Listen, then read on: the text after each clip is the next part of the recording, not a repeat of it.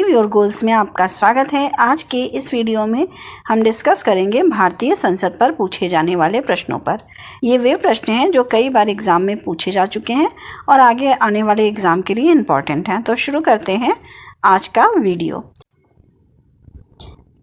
Question number 1, Bharat के संविधान में कहा गया है कि भारत की संसद के 3 अंग होते हैं। इनमें से एक अंग है लोकसभा, दूसरा अंग है राज्यसभा, जबकि तीसरा अंग है ऑप्शन है ए उपराष्ट्रपति, बी प्रधानमंत्री, सी लोकसभा अध्यक्ष और डी राष्ट्रपति।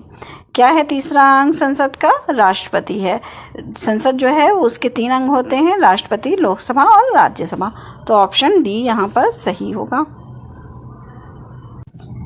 क्वेश्चन नंबर 2, भारतीय संविधान के किस अनुच्छेद में कहा गया है कि संघ के लिए एक संसद होगी जो राष्ट्रपति और 2 सदनों से मिलकर बनेगी? अनुच्छेद 79 ऑप्शन ए, ऑप्शन बी अनुच्छेद 80, ऑप्शन सी अनुच्छेद 85 और ऑप्शन डी अनुच्छेद 74। किस में कहा गया है कि राष्ट्रपति और लोकसभा राज्यसभा से मिलकर संसद बनेगी? अनुच्छेद 79 में। तो ऑप्शन ए सही होगा। क्वेश्चन नंबर 3, कौन सी प्रथा संसदीय प्रणाली को भारत की देन है? ऑप्शन ए स्थगन प्रस्ताव, बी मंत्रालयों की मांगों का गिलेटिन किया जाना, सी शून्यकाल और डी कटौती प्रस्ताव। कौन सी प्रथा संसदीय प्रणाली में भारत की देन है? शून्यकाल जो है वो भारत की देन है। ऑप्शन सी सही होगा। क्वेश्चन नंबर 4, संसद के किसी सदस्य की सदस्यता तब समाप्त समझी जाती है यदि वह बिना सदन को सूचित किए अनुपस्थित रहता है? ऑप्शन ए 60 दिन, ऑप्शन बी 90 दिन, ऑप्शन सी 120 दिन और ऑप्शन डी 150 दिन। कितने दिन अनुपस्थित रहने पे उसकी सदस्यता, संसद के सदस्य की सदस्यता समाप्त समझी जाती है? 60 दिन। मतलब क्या हुआ? 2 महीने अनुपस्थित रहने पर उसकी सदस्यता जो है वो समाप्त समझी जाएगी। क्वेश्चन नंबर 5, निम्नलिखित कथनों में से कौन सा असत्य है? ऑप्शन ए राज्यसभा एक अस्थायी सदन है, ऑप्शन बी लोकसभा संसद का लोकप्रिय सदन है, ऑप्शन सी लोकसभा को संसद का प्रथम सदन कहा जाता है, ऑप्शन डी राज्यसभा को संसद का द्वितीय सदन कहा जाता है। यहाँ पर असत्य बताना है। असत्य कथन कौन सा है? असत्य कथन है राज्यसभा एक अस्थायी सदन है, जबकि राज्यसभा क्या है? राज्यसभा एक स्थायी सदन होता है, वो कभी विघटित नहीं होता। क्वेश्चन नंबर 6, भारत की संघीय व्यवस्थापिका को किस नाम से जाना जाता है? ऑप्शन है ए राज्यसभा, बी प्रतिनिधि सभा, सी संसद और डी लोकसभा। संघीय व्यवस्थापिका को किस नाम से जाना जाता है? संसद के नाम से। तो ऑप्शन सी यहाँ सही होगा। क्वेश्चन नंबर 7, भारतीय संसद के कितने सदन हैं? Option A 3, option B 4, option C 1 और ऑप्शन डी 2। यहाँ पर आप ध्यान देंगे कि जब पूछा जाएगा संसद के कितने सदन हैं तो आंसर 2 होगा, और ये पूछा जाएगा कि संसद के कितने अंग हैं तो वो आंसर 3 होगा। क्यों? क्योंकि संसद के अंग में राष्ट्रपति, लोकसभा और राज्यसभा 3 होते हैं, जबकि संसद के सदन क्या होते हैं? 2 होते हैं, लोकसभा और राज्यसभा। तो ऑप्शन डी 2 सही होगा। संसद के कितने सदन हैं? 2 सदन हैं। क्वेश्चन नंबर 8, संसद के किस सदन को प्रतिनिधि सभा भी कहा जाता है? ऑप्शन ए लोकसभा को, बी राज्यसभा को, सी उपयुक्त दोनों को और डी इनमें से कोई नहीं। किसे कहा जाएगा प्रतिनिधि सभा? लोकसभा के जो सदस्य होते हैं वो प्रतिनिधियों द्वारा चुने जाते हैं, जनता द्वारा चुने जाते हैं, इसलिए क्या वो जनता का प्रतिनिधित्व करती है, इसलिए प्रतिनिधि सभा कौन सी होगी? लोकसभा होगी। तो ऑप्शन ए यहाँ पर सही होगा। क्वेश्चन नंबर 9, संसद को भंग करने के लिए कौन सक्षम है? ऑप्शन ए राज्यपाल, बी राष्ट्रपति, सी उपराष्ट्रपति और डी प्रधानमंत्री। संसद को भंग करने के लिए सक्षम है राष्ट्रपति। ऑप्शन बी यहाँ सही होगा। Option B. क्वेश्चन नंबर 10, संसद के दोनों सदनों का सत्रावसान कौन करता है?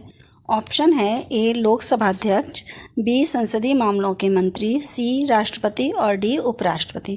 दोनों सदनों का सत्रावसान कौन करता है? राष्ट्रपति करते हैं। तो ऑप्शन सी सही होगा। Option C. क्वेश्चन नंबर 11, निम्नलिखित कथनों में कौन सही है? ऑप्शन है ए लोकसभा भारतीय जनता की प्रतिनिधि सभा है, बी राज्यसभा संसद का उच्च सदन है, सी राज्यसभा राज्यों का प्रतिनिधित्व करता है और डी उपरोक्त सभी। तो ये पहले ए, बी और सी तीनों कथन सही हैं, इसलिए क्या होगा, ऑप्शन डी यहाँ पर सही होगा, उपयुक्त सभी। क्वेश्चन नंबर 12, भारतीय संसद के दोनों सदनों की संयुक्त बैठक किस संबंध में होती है? ऑप्शन ए संविधान संशोधन विधेयक, बी वित्त विधेयक, सी साधारण विधेयक और डी भारत के उपराष्ट्रपति का निर्वाचन। दोनों सदनों की संयुक्त बैठक जो है वो सिर्फ साधारण विधेयक के लिए होती है, तो ऑप्शन सी यहाँ पर सही होगा, ऑप्शन सी। क्वेश्चन नंबर 13, संसद के दोनों सदनों के संयुक्त अधिवेशन की अध्यक्षता कौन करता है? ऑप्शन है ए उपराष्ट्रपति, बी प्रधानमंत्री, सी लोकसभा अध्यक्ष और डी राष्ट्रपति। संसद के दोनों सदनों की संयुक्त अधिवेशन की अध्यक्षता जो है वो लोकसभा अध्यक्ष करता है, तो ऑप्शन सी सही होगा, ऑप्शन सी। क्वेश्चन नंबर 14, संसद के संयुक्त बैठक को कौन संबोधित करता है? ऑप्शन है ए प्रधानमंत्री, बी स्पीकर, सी डिप्टी स्पीकर और डी राष्ट्रपति। संसद के संयुक्त बैठक को संबोधित कौन करता है? तो संबोधित राष्ट्रपति करता है। और जो संयुक्त बैठक होती है उसकी अध्यक्षता कौन करता है? लोकसभा अध्यक्ष करता है। क्वेश्चन नंबर 15, निम्न विधेयकों में से किसका एक भारतीय संसद के दोनों सदनों द्वारा अलग अलग विशेष बहुमत से पारित होना आवश्यक है? ऑप्शन ए साधारण विधेयक, बी धन विधेयक, सी वित्त विधेयक और डी संविधान संशोधन विधेयक। किस विधेयक को दोनों सदनों में अलग अलग विशेष बहुमत से पारित होना आवश्यक होता है? संविधान संशोधन विधेयक को, तो ऑप्शन डी सही होगा। क्वेश्चन नंबर 16, साधारण विधेयक से संबंधित गतिरोध को दूर करने के लिए संसद के दोनों सदनों की बैठक कौन बुलाता है? ऑप्शन ए राज्यसभा का सभापति, बी राष्ट्रपति, सी मंत्रिपरिषद और डी लोकसभा अध्यक्ष। साधारण विधेयक में गतिरोध दूर करने के लिए दोनों सदनों की संयुक्त बैठक जो है वो राष्ट्रपति बुलाता है, तो ऑप्शन बी यहाँ सही होगा, ऑप्शन बी राष्ट्रपति। क्वेश्चन नंबर 17, लोकसभा व राज्यसभा की संयुक्त बैठक कब होती है? ऑप्शन ए संसद का सत्र शुरू होने पर, बी राष्ट्रपति जब बुलाए, ऑप्शन सी लोकसभा एवं राज्यसभा में मतभेद होने पर और डी इनमें से कोई नहीं। कब है लोकसभा और राज्यसभा की संयुक्त बैठक होती है? जब लोकसभा एवं राज्यसभा में मतभेद होता है, तो ऑप्शन सी यहाँ सही होगा, ऑप्शन सी। क्वेश्चन नंबर 18, यदि किसी सामान्य विधेयक पर राज्यसभा और लोकसभा के बीच गतिरोध आता है तो उसका समाधान कौन करेगा? ए उच्चतम न्यायालय, बी राष्ट्रपति, सी मंत्रिपरिषद और डी संसद का संयुक्त सत्र। सामान्य विधेयक जो है उसमें जब गतिरोध होता है तो क्या उसके समाधान के लिए क्या होता है? संसद का संयुक्त सत्र बुलाया जाता है, तो ऑप्शन डी यहाँ सही होगा, ऑप्शन डी। क्वेश्चन नंबर 19, स्वतंत्र भारत के संसदीय इतिहास में अभी तक कितनी बार संयुक्त बैठक अधिवेशन बुलाया गया है? ऑप्शन ए 3 बार, बी ऑप्शन 5 बार, ऑप्शन सी 2 बार और ऑप्शन डी 4 बार। कितनी बार बुलाया गया है संयुक्त अधिवेशन? 3 बार बुलाया गया है, तो ऑप्शन ए सही होगा। क्वेश्चन नंबर 20, किसी संसद सदस्य की अयोग्यता के संदर्भ में निर्णय कौन करता है? ऑप्शन ए अध्यक्ष या सभापति, बी राष्ट्रपति, सी अध्यक्ष और डी उपरोक्त में से कोई नहीं। संसद के सदस्य की अयोग्यता का निर्णय कौन करता है? राष्ट्रपति करता है, तो ऑप्शन बी यहाँ सही होगा, ऑप्शन बी राष्ट्रपति। क्वेश्चन नंबर 21, एक वर्ष में कम से कम कितनी बार संसद की बैठक होना आवश्यक है? ऑप्शन ए 3 बार, बी 4 बार, सी 1 बार और डी 2 बार। कितनी बार होना, कम से कम कितनी बार होना आवश्यक है? 2 बार। ऑप्शन जो है डी यहाँ पर सही होगा, ऑप्शन डी। क्वेश्चन नंबर 22, संसद के 2 क्रमिक अधिवेशनों के बीच अधिकतम कितने समयांतराल की अनुमति है? ऑप्शन ए 6 माह, बी 12 माह, सी 1 माह और डी 3 माह। 2 अधिवेशनों के बीच में अधिकतम कितने समय का अंतर होना चाहिए? 6 माह का, तो ऑप्शन ए सही होगा। क्वेश्चन नंबर 23, संसद के किन सदस्यों को गैर सरकारी सदस्य कहा जाता है? ऑप्शन है ए मंत्री के अलावे अन्य प्रत्येक सांसद को, बी कैबिनेट मंत्री के अलावे अन्य सभी सांसद को, सी निर्दलीय सांसद को और डी विरोधी दल के सांसद को। किसे कहा जाता है, किन सदस्यों को कहा जाता है गैर सरकारी सदस्य? मंत्री के अलावे अन्य प्रत्येक सांसद को। तो ऑप्शन ए यहाँ पर सही है, ऑप्शन ए। क्वेश्चन नंबर 24, संसदीय प्रणाली वाली सरकार को अन्य किस नाम से जाना जाता है? ऑप्शन है ए अनुक्रियाशील सरकार, बी उत्तरदायी सरकार, सी संघीय सरकार और डी राष्ट्रपतीय सरकार।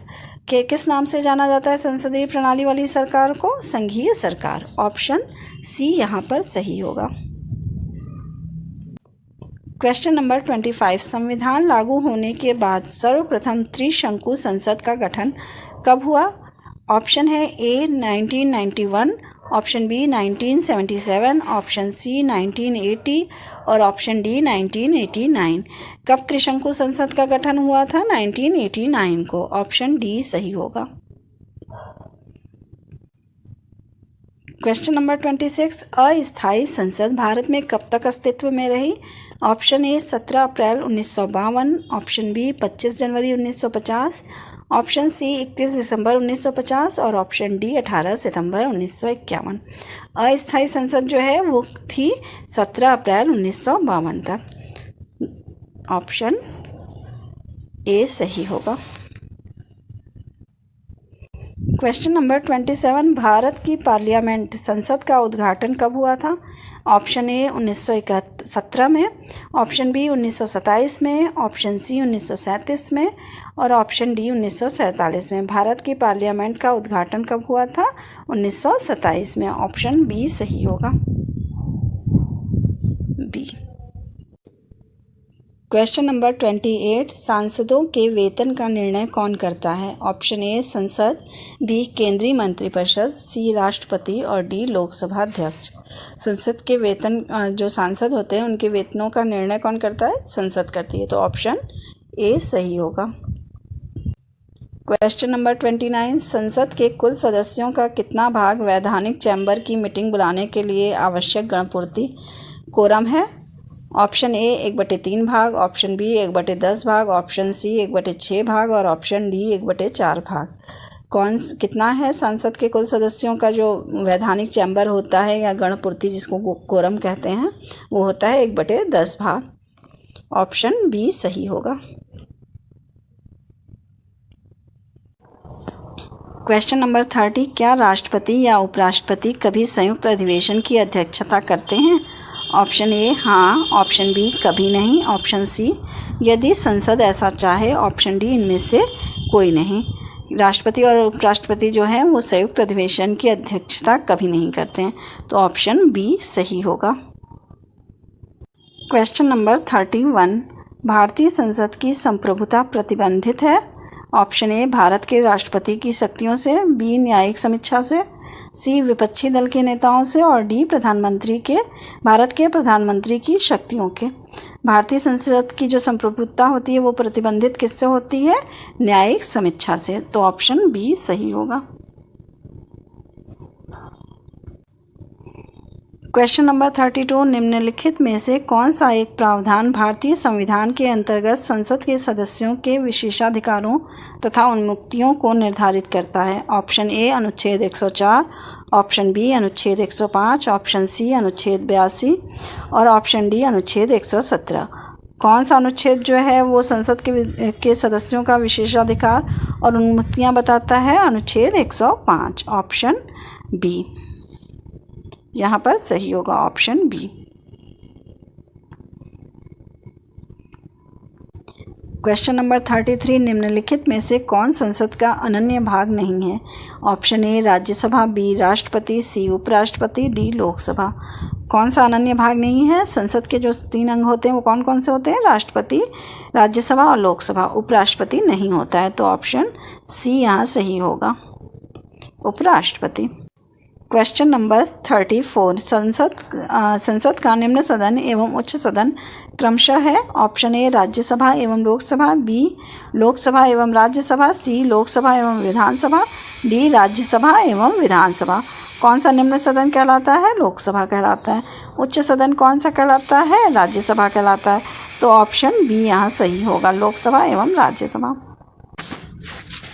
क्वेश्चन नंबर 35 संसद की कार्यवाही सूची में प्रथम विषय होता है ए स्थगन प्रस्ताव, बी शून्यकाल, सी ध्यानाकर्षण प्रस्ताव और डी प्रश्नकाल।